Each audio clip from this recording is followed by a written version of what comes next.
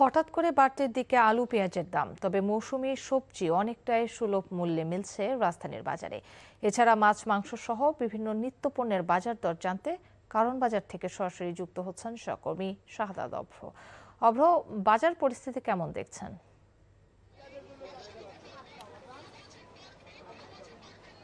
এই মুহূর্তে আমি আছি কারওয়ান বাজারে। আর এখানে কিন্তু আপনি যেমনটা বলছিলেন যে আলু এবং পেঁয়াজ এই দুটোই কিন্তু হচ্ছে 5 টাকা করে, অনেক ক্ষেত্রে 10 টাকাও কিন্তু হচ্ছে বাড়তে দেখেছি। বিশেষ করে গেল সপ্তাহে যেটা আমরা আলুর দাম দেখেছিলাম 20 টাকা থেকে 20 টাকার মধ্যে, সেটি কিন্তু আমরা আজকে লক্ষ্য করলাম যে 25 টাকার মতো, 25 টাকা থেকে 30 টাকার মতো হচ্ছে আলুর দাম, এবং 35 টাকার মতো হচ্ছে দেখতে পেয়েছি পেঁয়াজের দাম। এছাড়াও আমি যদি বলতে চাই, আজকে শুক্রবার, সেই তুলনায় কিন্তু কারওয়ান বাজারে ক্রেতার সংখ্যা অনেক ক্ষেত্রেই কম, এবং স্বস্তির কথা বলছেন ক্রেতারা।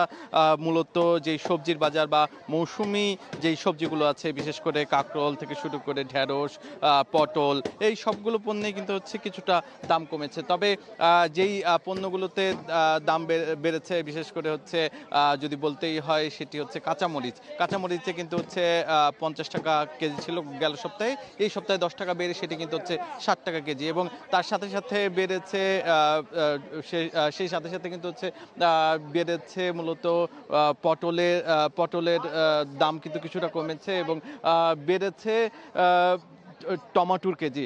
এর সাথে সাথে আমরা যদি একটু বলতে চাই মাংসের কথা, সেক্ষেত্রে বলাই লাগে যে মাংসের বাজারে কিন্তু অনেকটাই দাম কম, কারণ কোরবানির পরপরই কিন্তু এই যে আজকে শুক্রবার, সেই শুক্রবারে কিন্তু যেই 800 টাকার মাংস বিক্রি করা হতো, সেই মাংস কিন্তু এখন 780 থেকে 750 টাকাও বিক্রি করতে হচ্ছে কোনো কোনো ক্ষেত্রে, এমনটাই কিন্তু আমাদেরকে বলেছেন। এবং মাছের বাজারে গিয়েছিলাম, সেখানেও কিন্তু তারা বলেছে আগের দামেই বিক্রি হচ্ছে, কোনো প্রকারের মাছে কিন্তু আজকের দিনে কোনো ধরনের মূল্য বৃদ্ধি কিংবা কমেও নি।